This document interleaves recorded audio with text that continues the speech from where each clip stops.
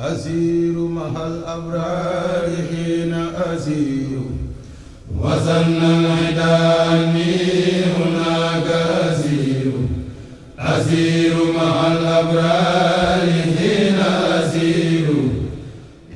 asalaamaaleykum bokk jullit yi ñuy déglu ak bokki taalibe yi jot nañu ndigal ci Serigne Mountakha Mbacké xalif général des Mourides yàlla na fi yàgg loolu te ànd ak wér jaar nag Cheikh Bassirou Mbacké Abdou Khadre porte parole xalif général des Mourides yàlla na fi yàgg loolu te ànd ak wér waaye ñëw na ci kilifteefu Serigne Fallou Mbacké imam mooy Serigne Abdou Khadre ak kan nag teewaayu Alaaji Mbacké yu fay représentant xalif général des Mourides ci Ndakaaru ak lu ko ñu jëm nag ci bis ba ñëpp doon nig muy le 20 ak le 21 septembre ca place Jàmmalaay ajarat soodu xuma ak kuréelu julli géej yëpp am mbégte ànd koog Serigne Youssou Diop Hizbut Tarqiyyah mi Serigne Mountakha jox ndigal ni dem leen ngay ànd ak soodu xuma liggéey bi ren nag dafa am innovation bu rëy bi ci am ndax Serigne Mountakha dafa wax ni na doon bisu sikkar ak alxuraan ak jàng xasida ñu ànd koog nag Serigne Amsatou Mbacké moom Serigne Souhaïbou Mbacké digal na taalibeem yëpp fu ñu ne ci biir Ndakaar ñu ñëw teew bis yooyu ak kuréelu xasida yi ni ko Serigne Mountakha waxee na doon bisu xasida ak alxuraan ak sikkar waaye xam nga ne nag le 20 septembre mooy bisu maam Cheikh Ibrahima Fall ñu koy def ci ndigal nag sëñ Amdou Modou Benda waaye nag Serigne Cheikh Assou Ndiaye moo fay teew ñu ñaan yàlla mu yàgg fee teew ànd ak bokkam ya waaye nag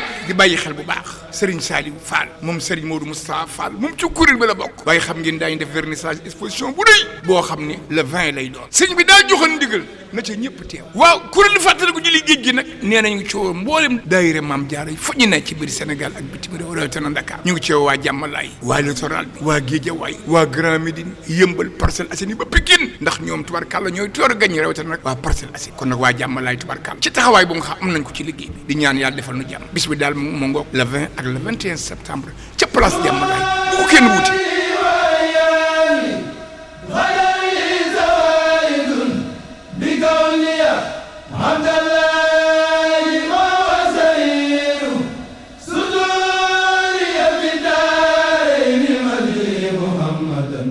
بنزم